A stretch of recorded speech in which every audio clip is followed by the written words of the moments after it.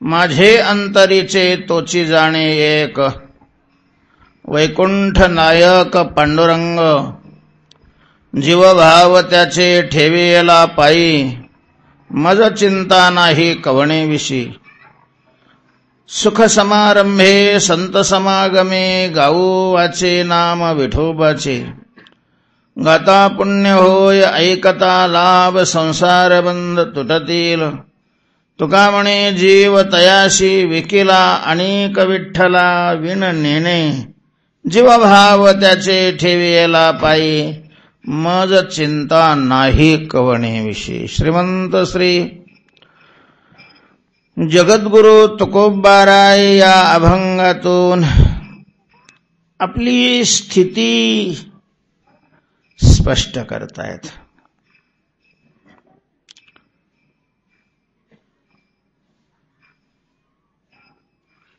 तुकोबाराय भक्त आहेत. भक्तीची साधना तुकोबारायांनी केली आणि भक्तीमध्ये एकविधतेला अनन्यसाधारण महत्व आहे. भक्त हा एकविध असला पाहिजे, अशा प्रकारचा भक्तीमध्ये कटाक्ष आहे. पतिव्रते जैसा भ्रतार प्रमाण तैसा, आम्हा नारायण तैसा परी. ज्याप्रमाणे पतिव्रतेच्या जीवनामध्ये एकविध पती अशा प्रकारचा येतो, तुकोबाराय सांगतात आमच्याही जीवनामध्ये एकमेव पांडुरंग परमात्मा आहे. आम्हाला देवाविना दुसरा देव माहिती नाही, दुसऱ्याचं नाव घेत नाही, दुसऱ्याची सेवा करत नाही, दुसऱ्याची सेवा करण्याची आवश्यकता गरजही नाही, काहीच नाही. कविध आम्ही न धरू पालट, नसंडू हे वाट सापडली. एकविधता असणं अत्यंत आवश्यक आहे. आणि अशा एकविध निष्ठेनं ज्या वेळेला एखादा भक्त भगवंताची आराधना करतो,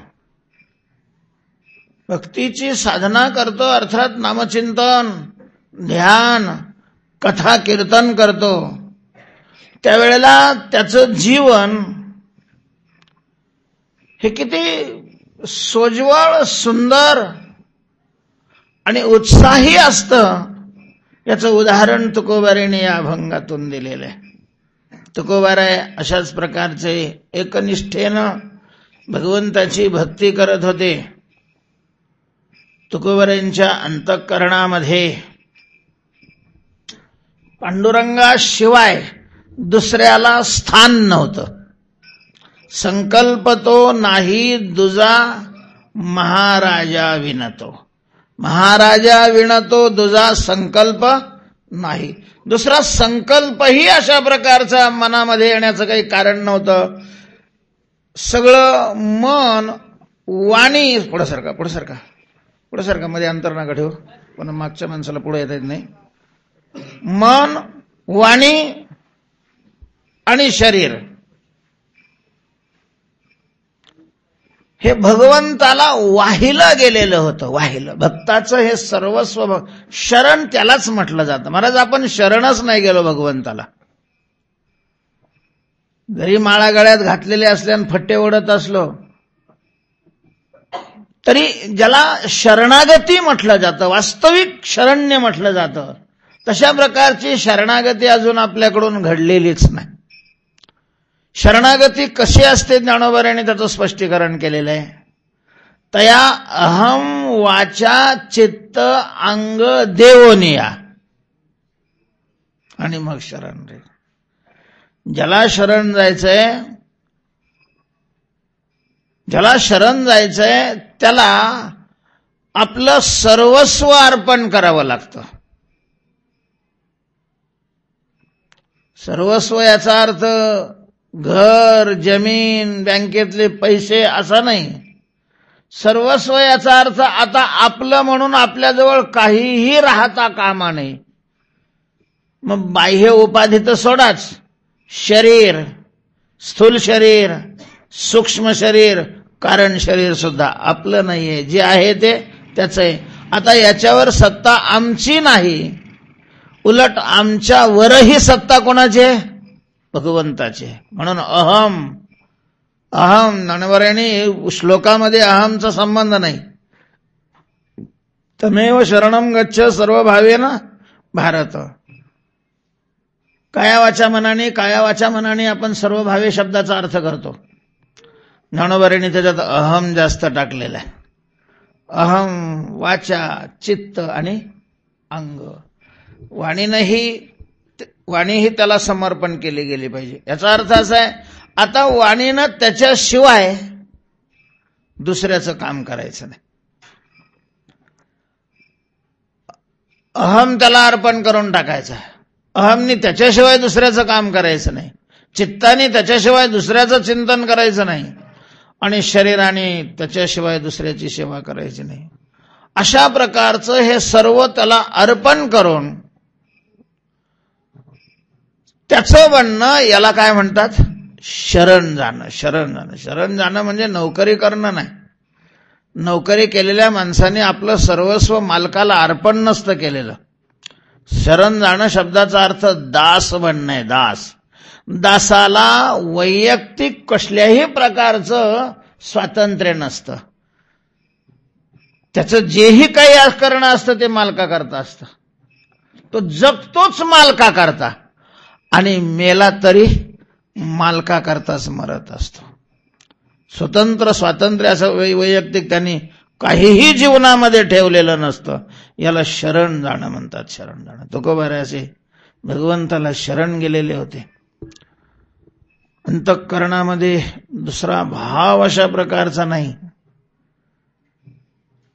तुकोबाराय देवालाही असं म्हटलेलं आहे अनेक अभंगामध्ये तुकोबारांनी की देवा माझ्या अंतःकरणामध्ये काय आहे याला तू साक्षी आहे. दुसऱ्याला काय कळणार आहे? आपल्या अंतःकरणामध्ये दुसऱ्याला काय आहे ते काय कळतं? आपला कपाळाला लावलेला फटा गंध दिसतो दुसऱ्याला, मुद्रा दिसतात दुसऱ्याला, कपडे दिसतात दुसऱ्याला. फार झालं तर आपण शरीराने काय करतो हे दुसऱ्याला दिसतंय, बाकीचं आतलं दुसऱ्याला काय दिसणार आहे? पण जेव्हा दुसऱ्याला दिसायचा प्रश्नही नाहीये, तुला तर दिसतंय ना. तुची नारायणा साक्षी माझा, हे नारायणा माझा तूची साक्षी. तुकोबार तेच सांगतात, माझे अंतरीचे तोची जाणे भाव, तोची जाणे एक. वैकुंठ नायक पांडुरंग, तोची एक वैकुंठ नायक पांडुरंग माझे अंतरीचे जाणे. तोची जाणे, तो जाणे नाही, तोची अशा प्रकारचा. तोच एकमेव परमात्मा आहे, त्याला माझ्या अंतःकरणातला भाव समजतोय.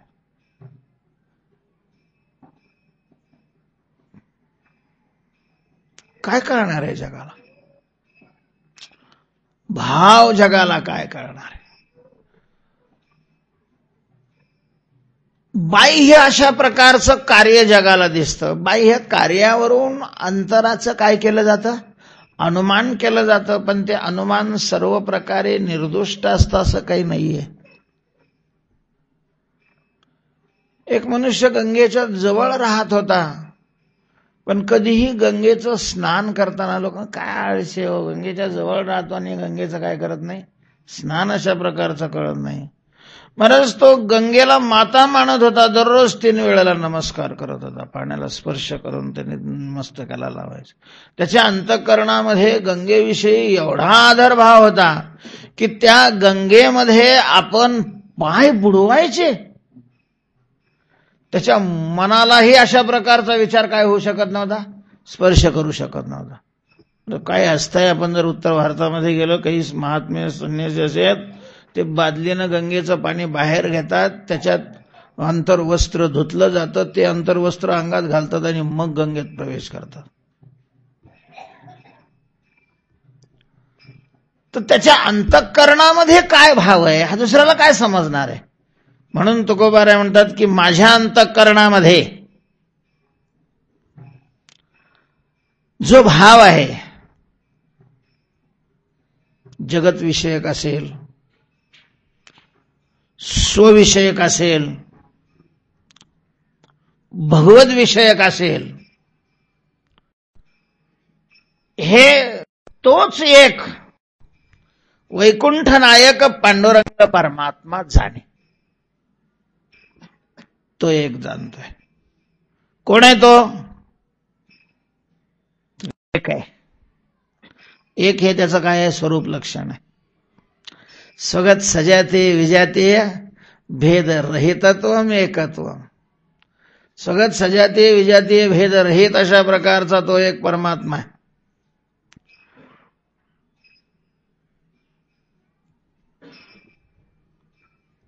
तटस्थ लक्षण त्याचं काय आहे?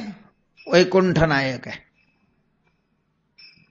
वैकुंठ नायक हे त्याचं तटस्थ लक्षण आहे. कारण वैकुंठ आहे तोपर्यंत नायक आहे. वैकुंठ ज्या वेळेला राहणार नाही त्यावेळेला हा नायक कोणाचा? सगळं सजातीय विजातीय भेदरहित तो हे ठीक आहे, हे स्वरूप लक्षण आहे. वैकुंठ नायक हे तटस्थ लक्षण आहे. असा कोण आहे? पांडुरंग आहे. सध्या पांडुरंग या नावाने, पांडुरंग या स्वरूपाने पंढरपूरमध्ये भीमा नदीच्या तीरावर विटेवर पुंडलिकरायाकरता कमरेवर हात ठेवून उभा असणारा पांडुरंग परमात्मा, हा परमात्मा माझ्या अंतःकरणात अंतःकरण जाणतोय. माझे अंतरीचे तोची जाणे. वैकुंठ नायक पांडुरंग, जीवभाव त्याचे ठेवेले. पण जाऊ द्या ना तुकोबारा आहे, आम्ही कुठं म्हणतो तुम्ही खोटं बोलताय. पांडुरंगाची साक्ष देण्याची काही आवश्यकता नाहीये. सांगा ना तुमची स्थिती कशी आहे, काय अवस्था आहे तुमची. तर ते सांगतात की जीवभाव त्याचे ठेवेला पाय. मी माझा जीवभाव त्याच्या चरणावर अर्पण केलेला आहे. मी सर्वस्व त्याला वाहिलेलं आहे. मी माझा सगळा भार त्याच्यावर टाकलेला आहे. घालोनी माथा बैसलो सांडीला लौकिक व्यवहार. घालोनी माथा बैसलो भार. माथा भार घालोनी बैसलो, त्याच्या डोक्यावर भार घातला आणि निवांत अशा प्रकारचा मी बसलेलो आहे. तुम्ही तर भजन कीर्तन करता निवांत कसं काय बसले? कधी तर तुम्ही निवांत बसलेले दिसत नाही. काही ना काही तुमचा चालूच असतं. निवांत बसले. निवांत शब्दाचा अर्थ निश्चिंत. निवांत शब्दाचा अर्थ निर्भय. निवांत शब्दाचा अर्थ निर्लोभ. निवांत शब्दाचा अर्थ निष्काम. निवांत शब्दाचा अर्थ निर्दंभ. निवांत शब्दाचा अर्थ निक्रोध. हे निवांत म्हणजे शरीर निवांत आहे बसलंय असं नाही. मग काय निवांत आहे? चित्त निवांत आहे. आणि निवांत आहे म्हणजे त्याच्यातली द्विधा संपलेली आहे. त्या चित्तामध्ये असलेली द्विधा, संशय, हा संशय संपलेला आहे. निवांत निश्चिंत अशा प्रकारचं चित्त तेच काम करतंय. आता काहीही त्याच्यामध्ये ओढा ताण नाही. आपलं चित्त निवांत नसतं. का? एक काम करत असलो, एका फलाकरता करत असलो तरी दुसरी फलं त्या कामाने मिळत नसतात. मग दुसरी फलंही मिळवायची असतात आणि दुसरी फलं मिळवण्याकरता दुसरं काम करण्यामध्ये चित्त काय करत असतं? ओढाताण करत असतं. काय हो, बोर्डावर तर 9 ते 11 लिहिलेलं आहे. 11:15 वाजून गेलेले आहेत. बहुत अजून अभंगावरही आलेला नाही. कारण त्याची अपेक्षा ही होती की 9 ते 11 कीर्तन ऐकू, 9:30ची गाडी पकडू, 10:30ला तमक्या ठिकाणी जाऊ, तिथं त्याची भेट घेऊ, तिथून मग 12ला तिकडून निघू. पुन्हा तिकडं केवढी तरी त्याने ती काय केलेली असते, सगळी आराखडा तयार केलेला असतो. आणि तो सगळाच एकामुळे आता काय होणार आहे?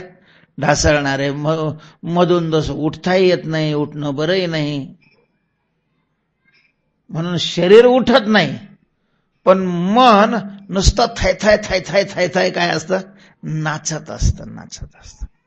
काम करताना एक दिसत असतो, पण तो निवांत नसतो. तुकोबाराय म्हणतात की आमची आता स्थिती तशी झालेली नाही. आता कसलीही अशा प्रकारची चिंता आणि कशाविषयीची चिंता राहिलेली नाही. कशाचीच चिंता नाही राहिली. धड व्यावहारिक चिंताही राहिली नाही आणि पारमार्थिक चिंताही राहिली नाही. व्यावहारिक चिंता का राहिली नाही? त्याचंही ओझं आम्ही त्याच्यावर टाकलेलं आहे.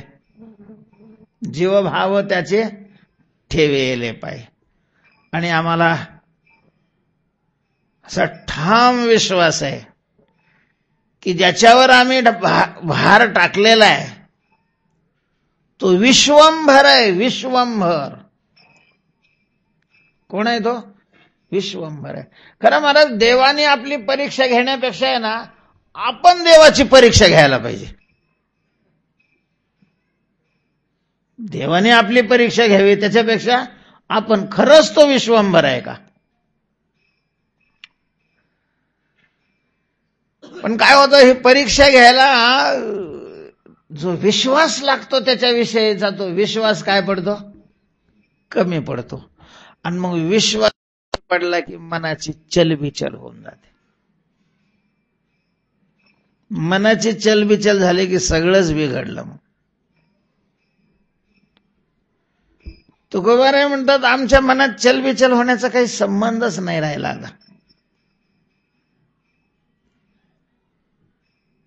दयाळ मायाळ जाणे कळवळा. दयाळू आहे तो, मायाळू आहे. आपल्या भक्ताविषयी त्याच्या ठिकाणी अत्यंत कळवळा अशा प्रकारचा आहे. त्यामुळं जशी मुलाची सगळी काळजी त्याची आई करत असते, मुलगा निश्चिंत असतो जोपर्यंत त्याचा आईवर काय असतो? विश्वास.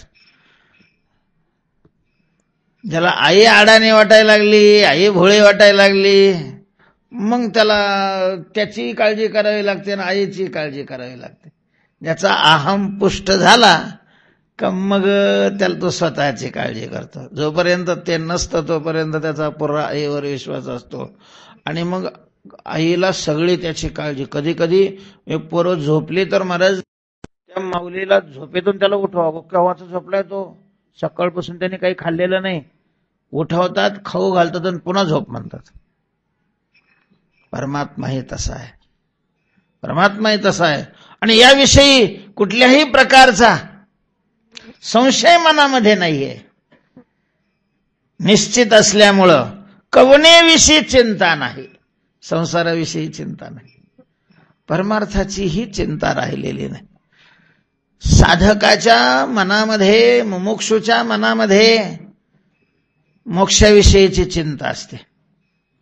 संसारिक माणसाच्या मनामध्ये संसाराची चिंता असते, खाण्यापिण्याची चिंता असते. हेची चिंता काय? खावे म्हणवणी भले तुझं होणी पक्षीराज. भक्ताच्या मनामध्ये कसलीच चिंता नसते. भक्त संसारी नसतो का? नाही. मग तो कोण असतो? भक्त असतो. भक्त मुमुक्षू नसतो का? नाही. कोण असतो तो? भक्त अशा प्रकारचा असतो.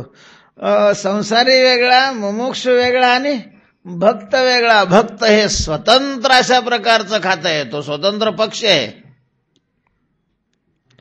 संसारिकाचे नियम तिथं लागू पडत नाहीत आणि मुमुक्षूचेही नियम त्याला लागू पडत नाही. त्याचं स्वतंत्र अशा प्रकारचं एक आगळं वेगळं जीवन असतं. आणि त्या जीवनामध्ये ना मोक्षाची चिंता राहिलेली असते ना संसाराची चिंता राहिलेली असते. निश्चिंत अशा प्रकारचं जीवन आहे.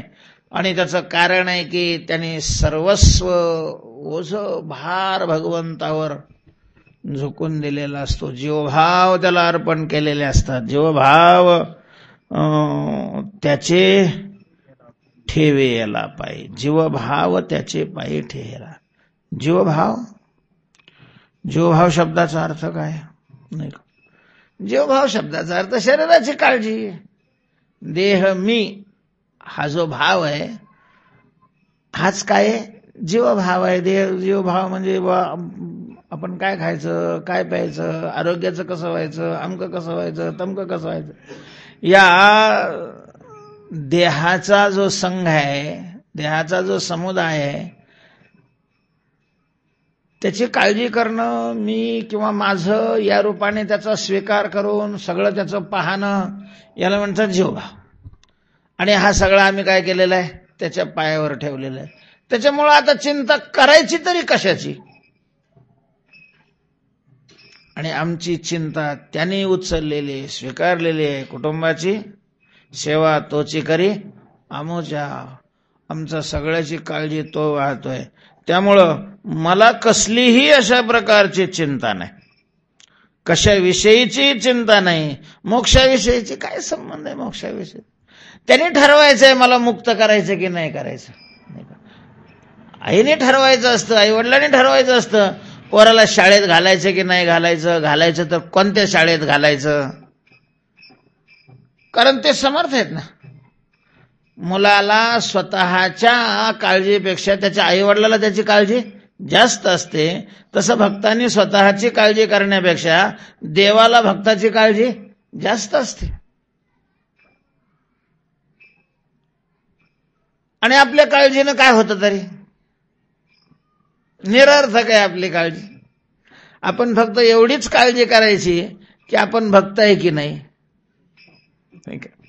भक्त झाल्यानंतर बाकीची सगळी काळजी तो करतोय ना.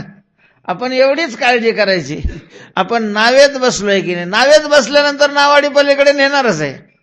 नावेत बसण्याची काळजी आपण करणं आवश्यक आहे. तेव्हा तुकोबाराय म्हणतात की मला कशाविषयीची चिंता नाहीये, कसलीच चिंता नाही, कशाचीच चिंता नाही. मग काय करता तुम्ही? तुमचा टाइम कसा जातो, वेळ कसा जातो? संसारी माणसं असतील तर संसारातली साध्य प्राप्त करून घेण्याकरता मरमर मरमर बिचारे करत असतात, रात्रंदिवस विषयाकरता तरपडत राहतात. साधक असेल तर साधने करता, चित्तशुद्धी करता, वैराग्य प्राप्ती करता, संतांच्या भेटी करता, मोक्ष प्राप्ती करता, तोही काय करत असतो? साधना करत असतो. तुम्हाला ना मोक्षाची चिंता आहे, तुम्हाला ना संसाराची चिंता आहे. मग तुमचा वेळ कसा जातो? काय करता तुम्ही जीवनामध्ये?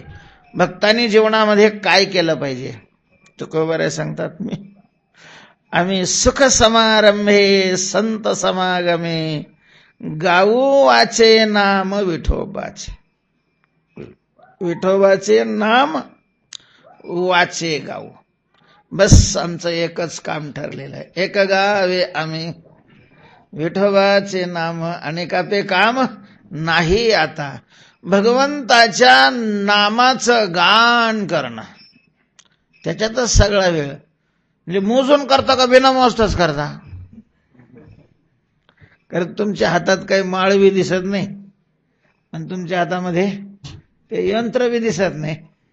तेव्हा तुम्ही देवाच्या नावाचा जप करता, नाव घेता, ते कसं घेता? मला तीही चिंता करायची काही काळजी आम्हाला राहिलेली नाही. आमचा वेळ भगवंताच्या नामा वाचून दुसऱ्या कशातच जात नाही. आणि मग ते किती होतं आणि किती नाही होतं याची काळजी. आणि कसं गाता? तर संत समागमे, संतांच्या समागमामध्ये, संतांच्या सानिध्यामध्ये, संतांच्या सहभागामध्ये, त्यांच्या बरोबर त्यांच्या समुदायामध्ये सामील होऊन सुखया संत समागमे नित्य दुनावे तुझिया नामे दहन होती सकळ कर्मे सर्व काळ प्रेमे डुल्लत सो. संतांच्या समागमामध्ये आणि सुख समारंभे. कसं गाता? सुख समारंभे. सुखाच्या समारंभाने, अगदी उत्साहाने, आनंदाने गाये नाचे उडे आपुलिया छंदे, मनाच्या आनंदे आवडीने. वैष्णवा संगती सुख वाटे जीवा आणि कमी देवा काही नेणे गायनाचे एवढे बस तो अभंग आणि हे चरण काहीच फरक नाहीये. तेव्हा संतांच्या समागमामध्ये आनंदाने अगदी उत्साहपूर्वक असं वारं गेल्यासारखं नाही. मोले घातले रडाया नाही आसू आणि माया असं नाही. पूर्वी असं सांगतात की ते कुणी एखादं मेलं तर मग त्या मेल्याबद्दल रडणाऱ्या टोळ्या होत्या.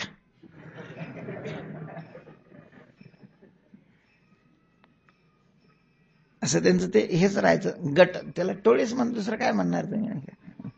जसे आता भजना कीर्तनाच्या टोळ्या राहतात ना, तसे रडणाराचे टोळे.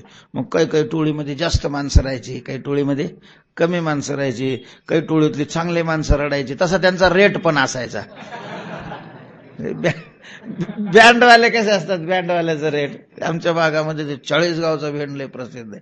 तर त्या बँडमध्ये जवळजवळ 100 माणसं राहतात.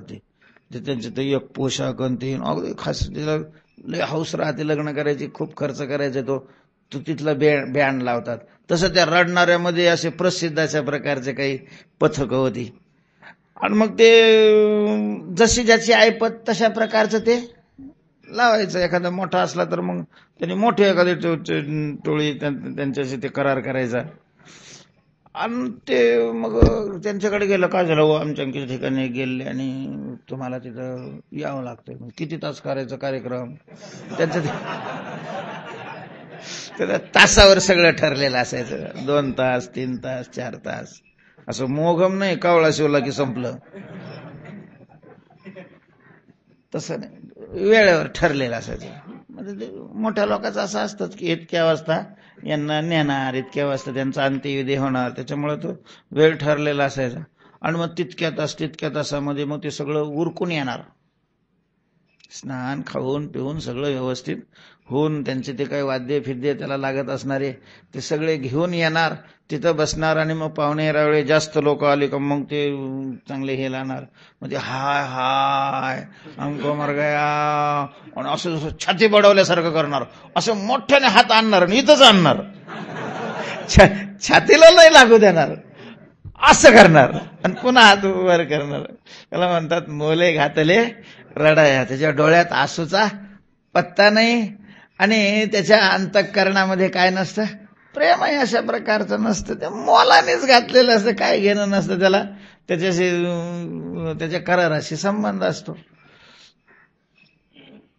तशा प्रकारचं भक्ती नामचिंतन नाही, मनाचा आनंद आहे.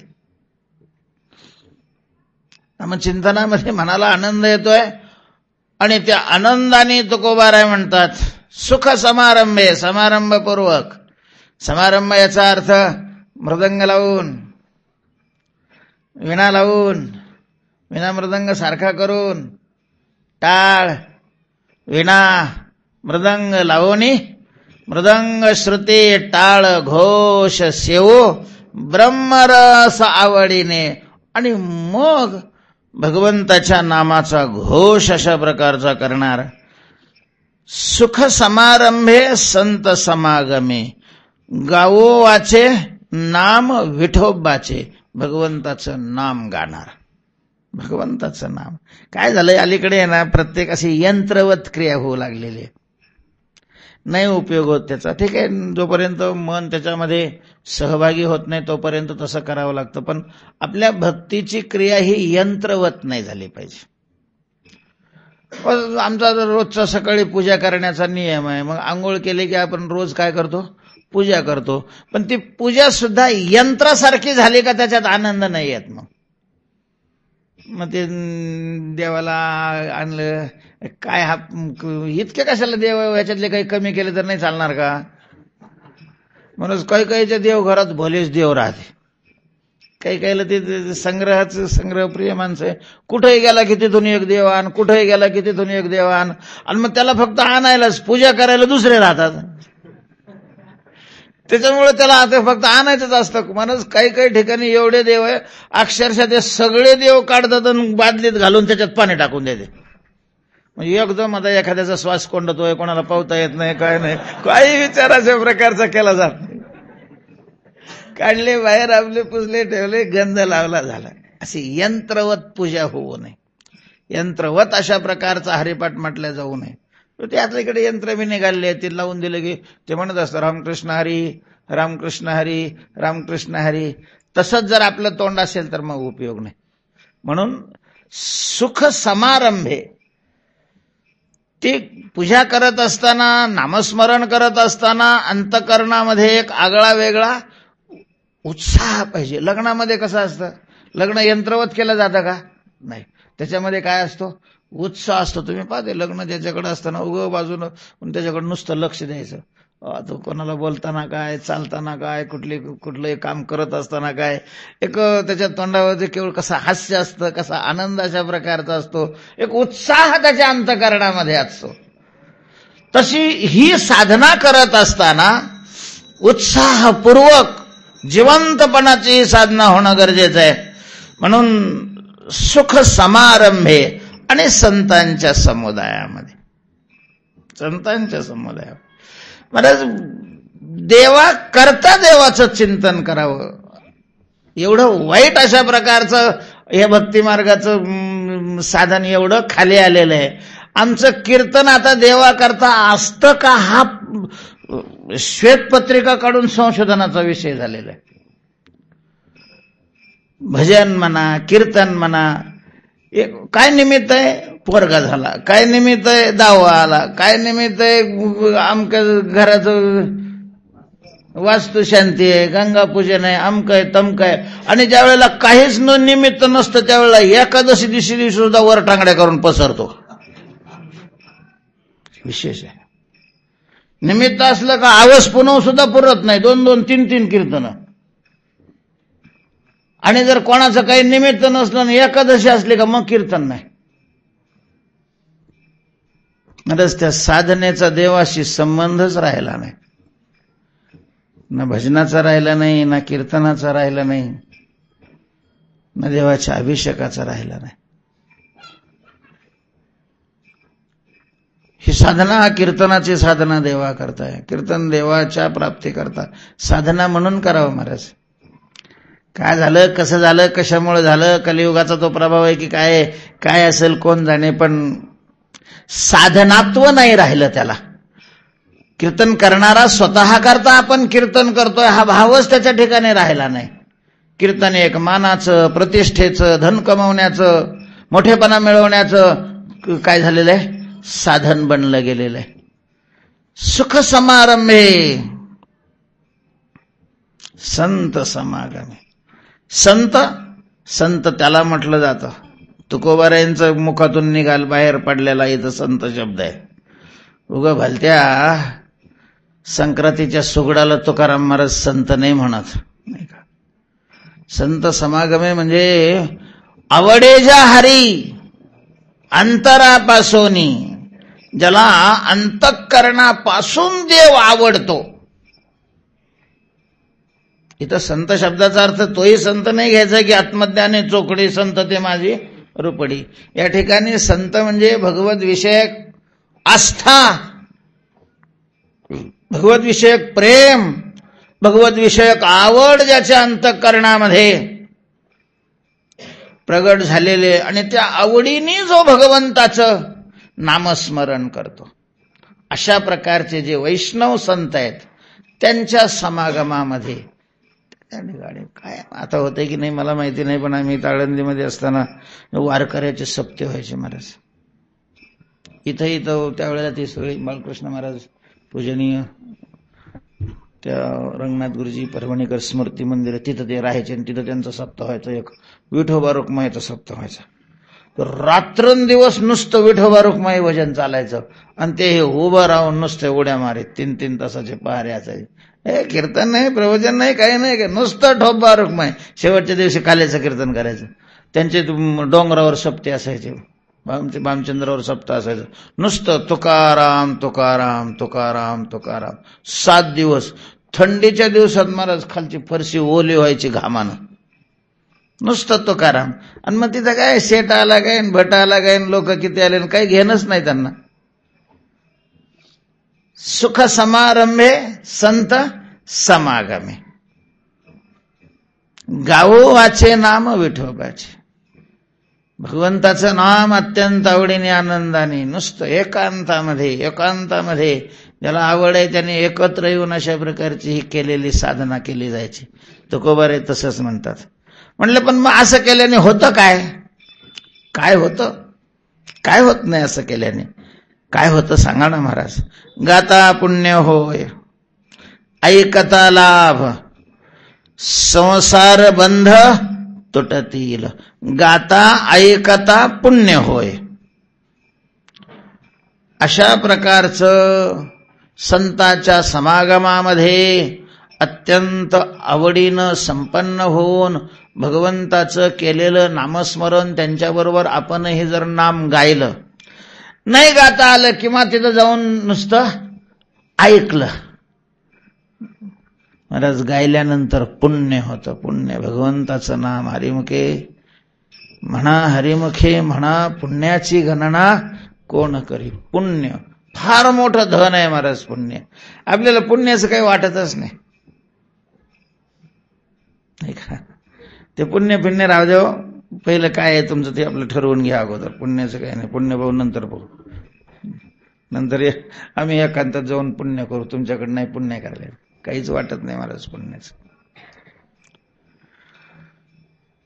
प्राणिया कामी भर देहाची वरी आदर म्हणून पडिला विसर. आत्मबोधाचा ज्ञानोबऱ्यांची ओवी सतत पुढं ठेवावी महाराज. विषयाविषयीची आवड एवढी वाढलेली आहे आणि त्या विषयपूर्ती करता पुण्य पार आपण लगे एका कोपऱ्यात फेकून दिलेलं आहे. आपण हे केलं तर पुण्य व्हावं असं आपल्यालाच वाटत नाही आता.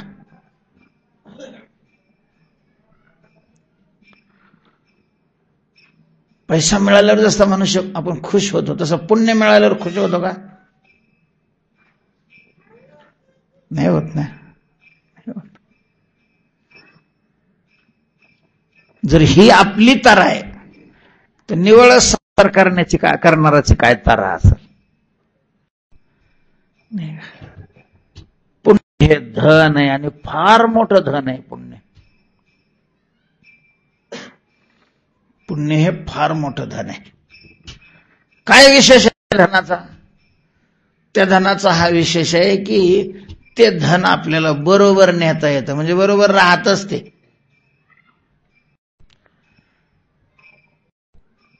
या लोकातलं हे जे जड धन आहे हे बरोबर नाही नेता येत. हे इथंच राहतं. हे चलन दुसरीकडे चालत. जसं रुपया भारतातच चालतो, दुसऱ्या देशात नाही चालत. सोनं सगळ्या देशात चालतं. सगळ्या देशात चालत असलं तरी सगळ्या योनीत नाही चालत. देशात चालत असलं तरी सगळ्या योनीमध्ये चालत नाही. सगळ्या योनीमध्ये चालणारं चलन म्हणजे कोणतं आहे?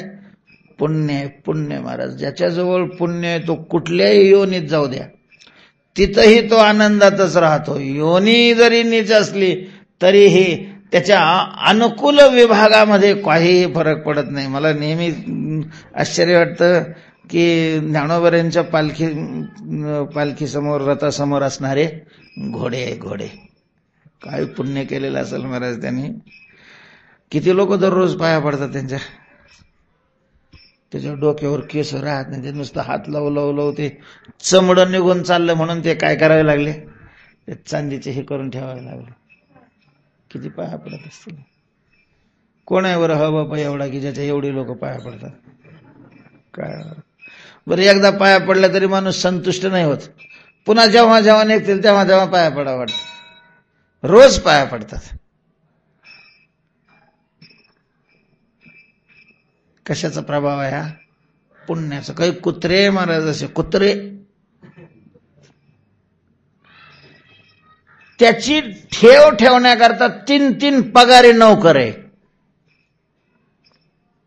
8 तासाची. त्याने त्याला साबण लावून धुवायचं, त्याला संडासला घेऊन जायचं, त्याला खायला विशिष्ट अशा प्रकारचे पदार्थ आहे, त्याला बसायला 40, 80 लाखाच्या काय असतात गाड्या असतात. कुत्र्याला दुसरे काही कुत्रे असतात बिचारे गावचे सिंह. ज्ञानोबरेने त्याला गावातलं सिंह म्हटलेले. का? पुण्यधन. त्याचं पुण्यधन आहे, कुठल्याही जन्मात जाऊ द्या ते कामाला येतं. कर्मानुगो गच्छति जीव एकहा, एकहा जीव हा कर्मानुगो गच्छति. आणि अशा प्रकारचं शुद्ध पुण्य या भगवंताच्या नाम गाण्याने तयार होतं. गाता पुण्य होय, ऐकता पुण्य होय. हे तर त्याचं अवांतर फल आहे. गाण्याचं पुण्य हे काय आहे? अवांतर फल आहे. ऐकण्याचं पुण्य हे अवांतर फल आहे. मुख्य लाभ जर काही असेल तर संसार बंध तुटतील. भगवंतांच्या समुदायामध्ये अत्यंत आनंदाने भगवंताचं नाम गाण्याची जर साधना केली तर या साधनेनं येणे तुटती बंधने, उभय लोकी कीर्ती जेणे. येणे बंधने तुटती, येणे नामचिंतने, बंधने तुटती. विकाराचं बंधन, कर्माचं बंधन, शास्त्राचं बंधन आणि सगळ्यात महत्वाचं मोहाचं, मायेचं बंधन. सगळीच्या सगळी बंधनं भगवंताच्या नामाने तटातट तुटून जातात नामचिंतनाने. मग कैचे रे बंधन? मुखी गाता नारायण, वाचे गाता नारायण, वाचे नारायण गाता. वाणीनं जर भगवंताचं नाम गायलं, प्रेमाने गायलं, संतांच्या समागमामध्ये गायलं, तर त्याला कुठून बंधन राहणार आहे? तेने मायाजाळ तुटतील. हरी हरी तुम्ही म्हणारे सकळ. हा, आता किती म्हणायचं हे तिथं सांगितलेलं नाही. आपलं कसं आहे, बीजापोटी पाहे फळ, विधक न करिता सकळ. पेरलं की लगेचच काढायला जातो, त्याला थांबावं लागतं. त्याला कालेन गच्छति असं म्हटलेलं आहे, काही काळ जावा लागतो. तसं ही साधना करत राहावी. कधी तुटतील? तुटू नाही तर नाही तुटू. मला ज्याला या साधनेचा छंद लागलेला आहे, या साधनेतून आनंद मिळतो, त्यांची तर अशी अपेक्षा असते की हा बंध तुटूच नाही. पुन्हा जन्माला यावं आणि पुन्हा भगवंताचं काय करावं? नामस्मरण अशा प्रकारचं करत राहावं. संसार बंध तुटतील. संसारासंबंधीचे जे बंध आहेत, मग जे मुख्य बंध असतो तो मायेचा असतो, अज्ञानाचा असतो. त्याच्यानंतर मोहाचा आहे, त्याच्यानंतर विकाराचा आहे, कर्माचा आहे. हे सगळेच्या सगळे संसार बंधामध्येच मोडले जातात. आणि हे सगळे बंध भगवंताच्या नामाने हळूहळू तुटतात आणि जीव मुक्त अशा प्रकारचा होतो.